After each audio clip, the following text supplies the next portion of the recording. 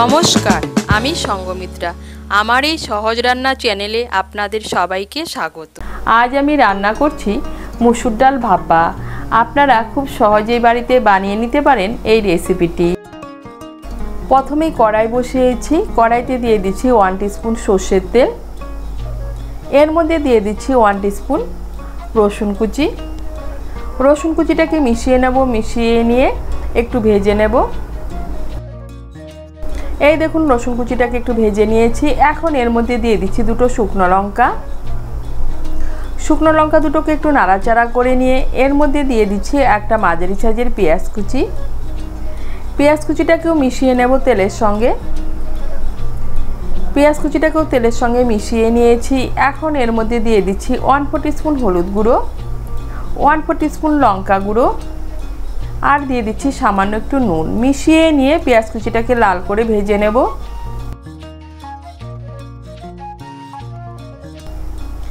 এই দেখুন পেঁয়াজ কুচিটাকে লাল করে ভেজে নিয়েছি। এখন আমি এগুলোকে তুলে নিচ্ছি। এদিকে হাফ কাপ মসুর ডালকে 1 ঘন্টা আগে ভালো করে ধুয়ে ভিজিয়ে রেখেছিলাম। এই দেখুন ডালটা নরম হয়ে গিয়েছে। এখন আমি এই ডালটা দিয়ে পেস্ট বানিয়ে নেব। এর জন্য আমি নিয়েছি মিক্সির একটা ছোট জার। এর মধ্যে নিয়ে নিচ্ছি অল্প মসুর ডাল আর নিয়ে নিচ্ছি দুটো কাঁচা লঙ্কা। আমি ডালটা দিয়ে দুবারে পেস্ট বানিয়ে নিচ্ছি। এখন এই মসুর ডাল আর কাঁচা লঙ্কার পেস্ট বানিয়ে নেব। পেস্টটা একটু দানা দানা করেই বানাবো, খুব মিহি করে বানাবো না। এই দেখুন আমি কাঁচা লঙ্কা আর মসুর ডাল দিয়ে পেস্ট বানিয়ে নিয়েছি। আর পেস্টটা খুব মিহি করে করিনি, একটু দানা দানা করেই করেছি। এখন এই পেস্টটাকে একটা টিফিন বাটির মধ্যে ঢেলে নিচ্ছি। বাকি মসুর ডালগুলো দিয়েও এইভাবে আমি পেস্ট বানিয়ে নেব। এই দেখুন বাকি মসুর ডালটাও আমি পেস্ট বানিয়ে নিয়েছি। এই ডালটাকেও আমি ঢেলে নিচ্ছি টিফিন বাটির মধ্যে। এখন এর মধ্যে দিয়ে দিচ্ছি মিক্সির জারটা ধুয়ে সামান্য একটু জল। জলটাকে ভালো করে মিশিয়ে নেব। জলটাকে ভালো করে মিশিয়ে নিয়েছি। এখন এর মধ্যে দিয়ে দিচ্ছি স্বাদ মতো নুন, স্বাদ মতো চিনি। নুনের পরিমাণটা একটু কম দেব। আমি পেঁয়াজ ভাজার সময়ও নুন ব্যবহার করেছি। দিয়ে দিচ্ছি স্বাদ মতো চিনি। চিনিটা অপশনাল, আপনারা যদি পছন্দ না করেন না দিলেও চলবে।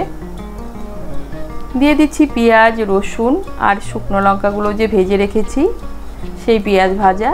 ভালো করে মিশিয়ে নেব।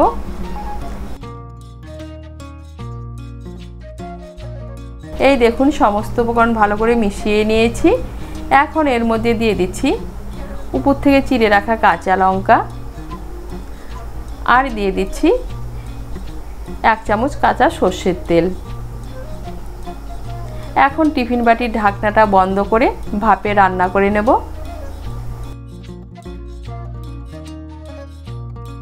ভাপাটা রান্না করার জন্য কড়াইতে জল বসিয়েছি। জলটা গরম হয়ে গিয়েছে। এর মধ্যে আমি টিফিন বাটিটা বসিয়ে দিচ্ছি। এখন গ্যাসের আঁচটাকে মিডিয়াম করে 10-15 মিনিটের জন্য ঢেকে দেব। আঁচটাকে মিডিয়াম করে 15 মিনিটের জন্য ঢেকে দিয়েছিলাম ভাপাটা রান্না হওয়ার জন্য। এখন আমি ঢাকনাটা খুলে গ্যাসটা বন্ধ করে দেব আর টিফিন বাটিটা ঠান্ডা হলে তুলে নেব। এই দেখুন টিফিন বাটিটা ঠান্ডা হয়ে গিয়েছে। আমি টিফিন বাটিটা তুলে নিয়েছি। এখন আমি টিফিন বাটির ঢাকনাটা খুলে নিচ্ছি। এই দেখুন দেখতে কতটা লোভনীয় হয়েছে আর খেতেও কিন্তু অসাধারণ হয়েছিল। আর তৈরি হয়ে গেল মুসুর ডাল ভাপা।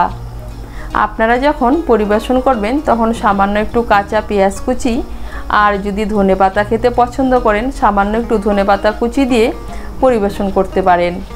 খেতে কিন্তু অসাধারণ লাগে।